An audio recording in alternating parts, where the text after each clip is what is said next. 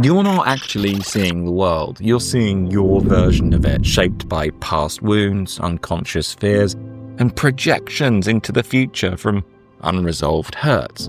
And the wildest part? The things that trigger you, the people that you attract, the patterns you notice, they often reveal more about you than they do about reality. It's like the world is holding up a mirror, but if you don't know how to read the reflection, you'll spend your life reacting to illusions. So today, I wanted to teach you something simple but powerful.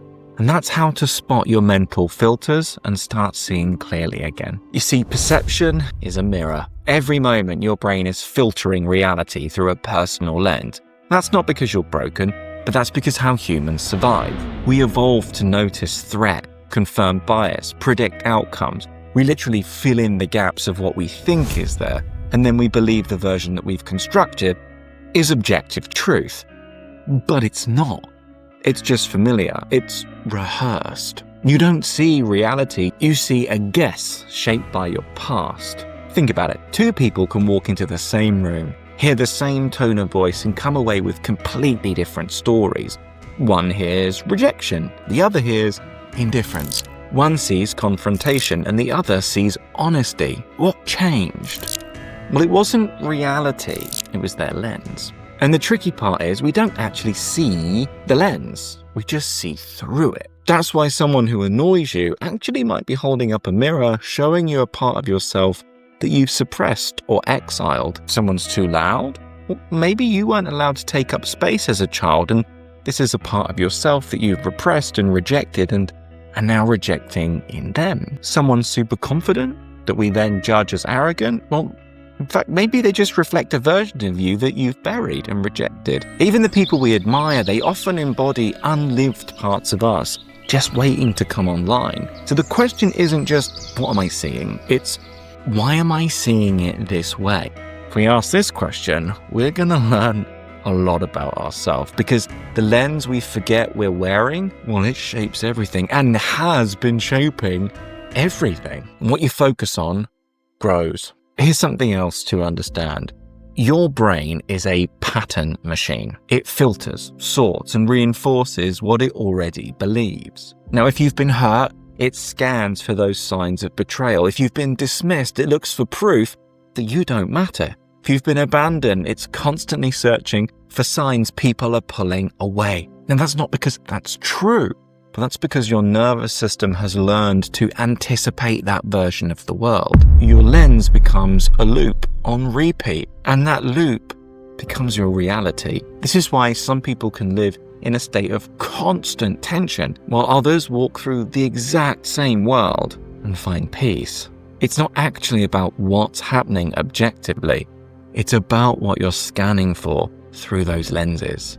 But the good news, the lens is fixable. You can update it, you can retrain it, you can remove it, but not by force, by awareness. Now, you could ask yourself a very simple question to have a look at these things.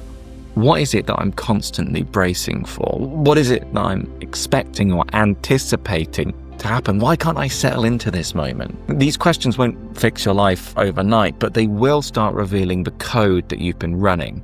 And when you can see the code, you can write something new. Heck, nowadays you could probably get ChatGPT to help you rewrite that code.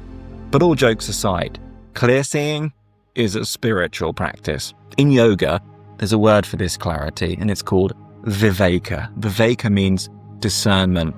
It means seeing without distortion, not from judgment, not from fear, but from presence. Now, to practice viveka is to build a mind that doesn't collapse into assumptions, a heart that doesn't get defensive. It's not detachment, it's honest contact with what's here. So imagine you send a message and they don't reply. We've all had this experience. Your mind might say, they're mad at me, they don't value me, they're pulling away, they hate me, I'm never lovable. But is that true? Or is that just your history speaking through your lens? Maybe they're tired, maybe they're overwhelmed, maybe they're human, but we always want to project the worst case scenario. These are the lenses. But this is where we can have a pattern interrupt, because our perception can become a practice. Because instead of spiraling, you can pause. You can breathe. If you're aware enough to know that it's a filter or a lens, you can begin to question the lens through which you're seeing to, that negative abandonment lens in this example. And that really is the shift from reaction to response, from assumption to awareness, clarity. And it's not about perfection. My word, I know this firsthand. Like, you won't always catch it, but the more you practice, the less tightly you grip to those lenses that are just hurting you anyway. And the more life starts to open up to you and show you how it actually is. So here's the takeaway, if you want one. You aren't meeting the world as it is. You're meeting the world as you are. You're meeting it through that lens in your mind, your conditioning.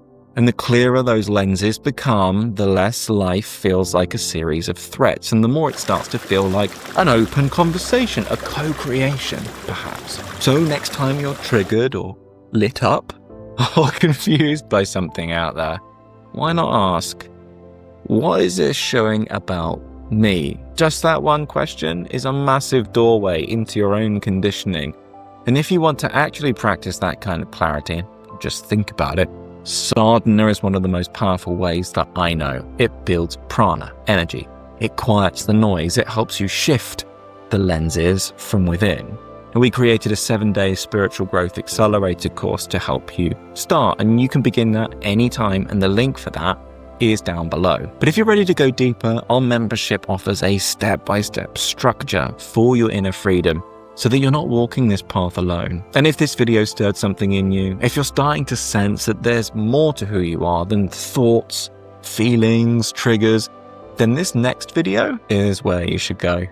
It's a deep dive into the function and the structure and the layers of your soul. These are the layers that shape your perception, your energy, and your deepest nature. Understanding these layers is the next step on this path, and you can watch that video right